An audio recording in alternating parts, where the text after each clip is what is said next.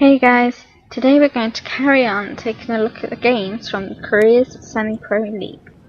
The game we're looking at today is between Anarchy and WGS. Both teams are fairly unknown.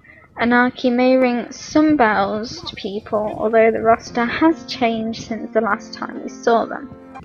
So today we're going to look at 2 clips from the first game. The games are a best of 3 series, so by picking clips from the first game, I'm not creating any spoilers. So let's start. The first clip I have for you is the setup for First Blood. This happens around 3 minutes and WGS are playing too far up the lane. As a Corky Janna lane against the Civiliana lane, you're going to want to prioritise harassing the enemy duo and zoning them away from their minion wave to choke them of experience and gold. And this is what WGS's bot lane are attempting to do. However, the problem I found here is that they are pushing up too aggressively for the lack of vision they hold. There is no vision in the river or at the entrances of either jungles. It's completely dark. When you're in this position where you don't have vision, it's easier and safer to play slightly more passively in case of a gank. Another thing before we get into this clip is that Corky has his trinket available, but he decides not to use it. So as we play this clip out, we'll see WGS's bot duo move far up the lane, allowing Lee Sin to easily come behind them and set up First Blood for his AD carry. So let's go. As we can see, Corky and Janna are moving too far up the lane.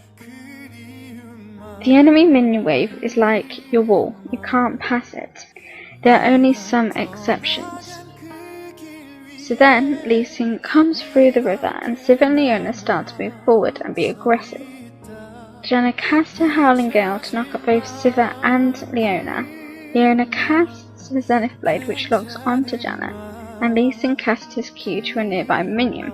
Janna flashes to try and avoid the Zenith Blade, but doesn't and gets stunned by Leona.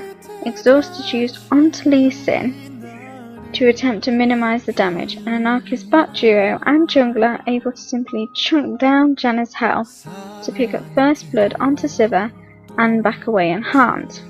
Now Corky is forced to play passively, and the work that Corky and Janna did to push up the minion wave and zone Anarchy's duo out is now gone all to waste, as Siva and Leona got First Blood plus assist and are able to take control of the lane and zone Corky and Janna out, all due to not having the vision needed and simply playing too far up the lane. The second clip I have for you is about zoning.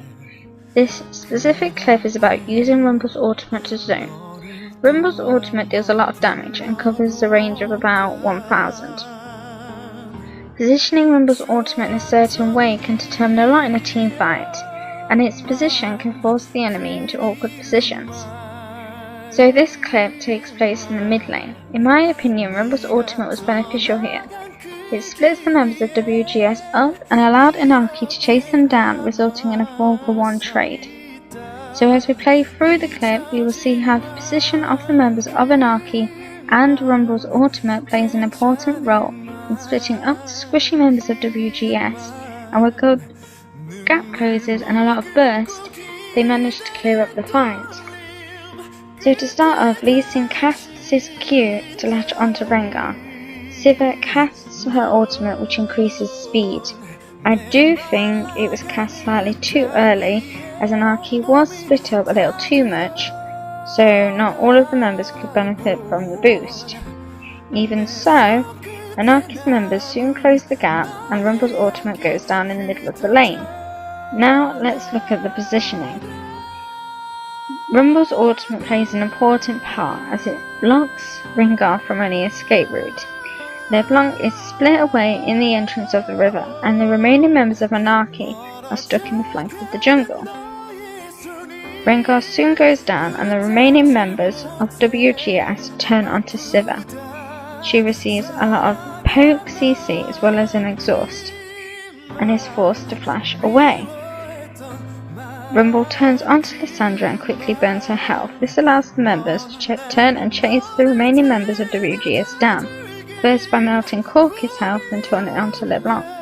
Due to LeBlanc's mobility, she is able to store the members of Anarchy for long enough so Jonna can get to safety. However, LeBlanc does go down to Siva, but not before she is able to burst down and pick up the kill onto Cassidy. And that's another analysis video complete. Please subscribe, leave a like, a comment if you enjoyed this video and would like to see more. Bye!